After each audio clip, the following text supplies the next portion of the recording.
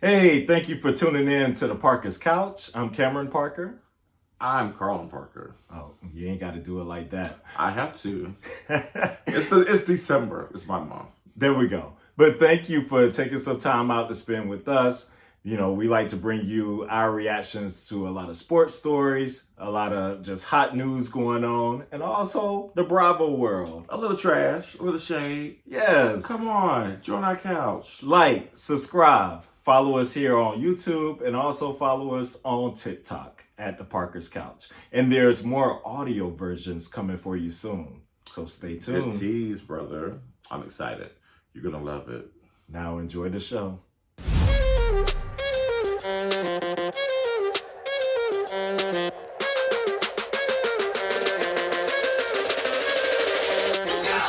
Hey, welcome to the Parker's Couch. Welcome. Right, we had another, well, I won't say actually a fantastic weekend of football, but it was some good moments. We didn't win any money, so it wasn't fantastic. There we go. That's why it cannot be fantastic. Right. Because we did not win. We struck out this weekend. Oh, gosh. I should have just so bet winners, because I could have picked the winners and like the over-under. But no, I tried to be difficult. We do play a bet. You know how we do. We always play like one too many in the parlay, or we don't go with our gut. We second guess. We overanalyze. We play Robinson again, even though we do know we shouldn't. Then see, I told you about that. I don't know how I did Please that. make sure you never play Bijan Robinson Never again gonna play it to again. get rushing yards. Never. It's not his fault. His coach is an idiot. Absolutely. Oh, well, yeah, I agree. How did they lose to the Panthers? Because they are terrible. This is why I told y'all at the beginning of the season this team was going to make the playoffs. I failed you. You failed. I did not realize. This was a prediction you were very wrong on. They should. That division stinks. The coach is inept. What is wrong with them? Yeah. They have so many tools and don't know how to use them. They do. They got a lot of speed in it. It makes no sense. Anyway. I'm sorry, Falcons fans. You have to put up with that. Get Justin Fields. Oh, please. He's a Georgia boy. There we go. Send him home. Now, where I want to start, brother, there was a game that was supposed to be a great game. Supposed to be. Supposed to be. Who said that? Not me. Supposed to be a great be a blowout. game. And it ended up just being a disaster. Have you not seen the Cowboys on the road? The Bills I destroyed the Cowboys Per usual. Per usual, as yes, 31-10. They're in Buffalo, and Josh Allen wasn't even, like the factor. I heard that, and we're gonna get to that. But Josh Allen wasn't even a factor like people are used to him being a factor. He was 7 out of 15, 94 yards, a touchdown throwing, and a touchdown passing. But they dominated the game on the ground with James Cook, and their defense dominated. Is this what the Bills have to do for you? Hello. This is the perfect formula. You're in Buffalo. It's a negative 1,000 degrees. People are not used to that weather. Not negative 1,000. A negative 1,000. Use James Cook. We've been screaming for James Cook the entire season. And now they finally have someone with half a brain that knows how to call offensive plays and gives the ball to Cook. And I wanted to look up how many yards he had exactly. 179 rushing. Now, see, but that's not going to happen all the time. I'm sorry. No. But because one of the things that exposed about the Cowboys and their defense, they can't stop the run. They're small. Yes. They are so small. They're small, fast, and just, athletic. Yes. And whenever they can't get to the quarterback, or if they're not rushing you to go through and not playing with that speed, if they're not playing with the lead and then controlling the game where they could take more chances, when they have to just stiffen up and just play football. Mono only, mono. They run the hell all over them. And that's what happened. Cook had a monster game. But to me, this is, to answer your question, this is how you should use Josh Allen, in my opinion. Just have him there to make the incredible throws whenever you need them, not every play of the game. It has to be a home run. I know, that's true. Now, does this say more about the Cowboys for you or more about Buffalo in this win? To me, this is the Cowboys. This doesn't say anything to me about the Cowboys. This is who they are. To me, it's about Buffalo. it's a missed opportunity. There's no way they should be 8-6. This is ridiculous that they're fighting for a playoff berth. Now let's talk about that, because you are extremely confident that they're going to the playoffs still, I told you this like 4 weeks what. ago. Okay. They're going to the playoffs. I'm about to pull up some standings real quick. They're not. So I told you they're not losing another game this season weeks ago. But you looked at me like I was crazy. Well, first let's look at their schedule before I pull up their standings and what they have to come up with coming up here. So they're standing at 8-6 right now. They have the Chargers, Nets in San Diego, which that's a disaster. A shell of a team out there. Horrible. Then they have the Patriots back at home, which I got you. You're two for it. You got two right here. You're with me, America. But now we got the last game of the season. This is the game that they're going to have to play this game. Going down to Miami. Mm-hmm. And this game is going to be super important. That's going to be the game of the year. I'm pretty sure. Because right now, Miami's at the top of their division at 10-4. And they have coming up next a very tough schedule themselves. And that's why I'm picking the Bills, because when do they play the 49ers? Is it the week before the Bills? They play who played the Bills? Don't the Dolphins play the 49ers? No, the Dolphins played the Cowboys, the Ravens, and the Bills. So they got the Ravens are going to beat them up. They're losing that game. Now they could beat the Cowboys at home. It's going to be interesting. That's going to be a high-scoring game. But Dallas, I think they do play well in Miami. And Dallas got embarrassed this week. They're not getting embarrassed 2 weeks in a row. But then they got to go to Baltimore. They're not winning that game. No. But then the Bills, that last game of the season, is going to be interesting. How many teams win after they play Baltimore? I would say not many. Right. So I'm thinking Buffalo's going to win that game. So let's look at this playoff picture. Because right now we have Baltimore has locked up. A spot. Now we got Miami, Kansas City, leading their divisions, and Jacksonville leading their divisions. Now then it comes down to the Browns at 9-5, the Bengals at 8-6, and the Colts at 8-6. And I think the Colts and Texans play each other. They do. I believe they do. Right. So we got this large. You know what? Well, let's see who the Colts are playing. See, that's going to be a good determining factor. The Colts play the Falcons, a win.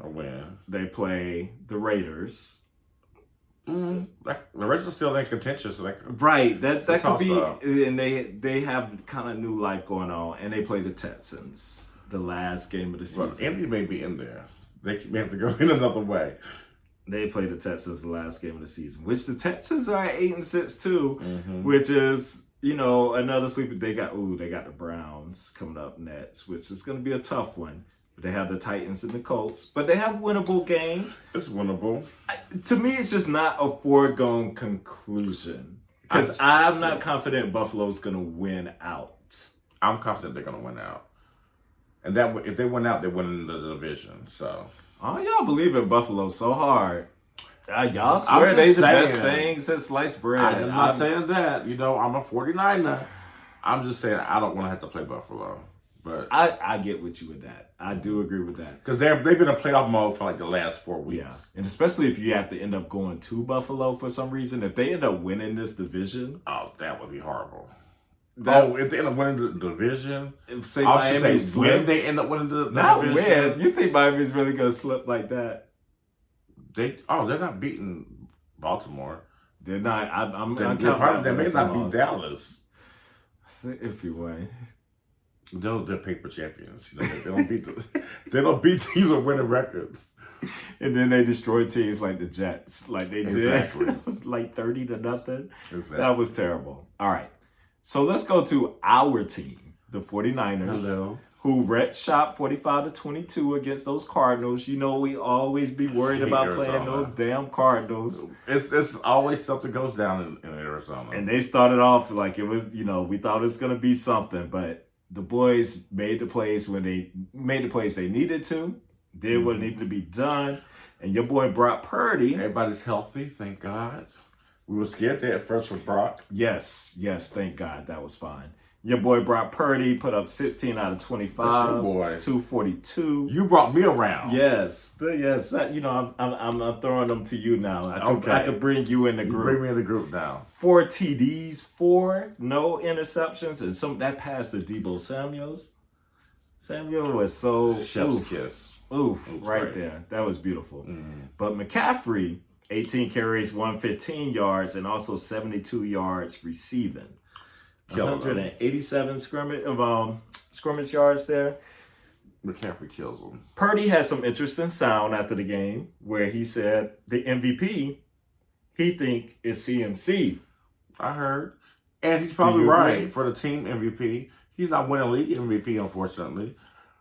He's deserving of it, but, they just don't give it to running backs anymore. Yeah, I feel like, unless you're like extra unless special. You're like coming close to the league record or something. Yeah, it's got to be breaking all kind of touchdown records, yard records, and stuff. Well, he's about to break some touchdown records for at least team records. Team records, yeah. So I agree, but I do think he is the MVP of the team. I would say that. I would say, C-Mac and / Debo, if they could split it into. If they could. Or thirds, Trent Williams. 1, 2, 3.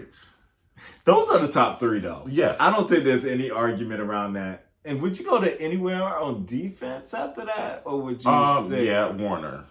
Because Warner is... He's the leader. He's an engine. He's the man. He is a leader and stuff for the team. And Ward is coming along. Like, I used to talk shit about Ward, but he's intercepting the ball now. Yeah. He's not getting burned as much. Yeah.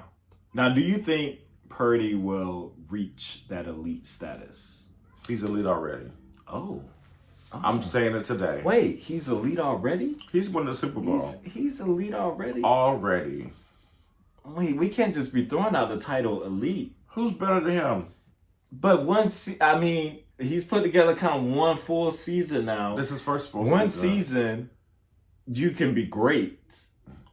I think the second season becomes like a trend.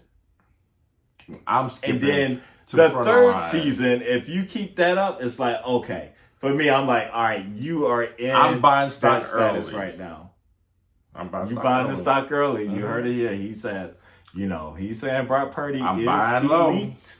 low. We got different definitions when it comes to that word. I guess we do. I just don't be throwing it around. Well, what are you trying to say? Elite in terms of this?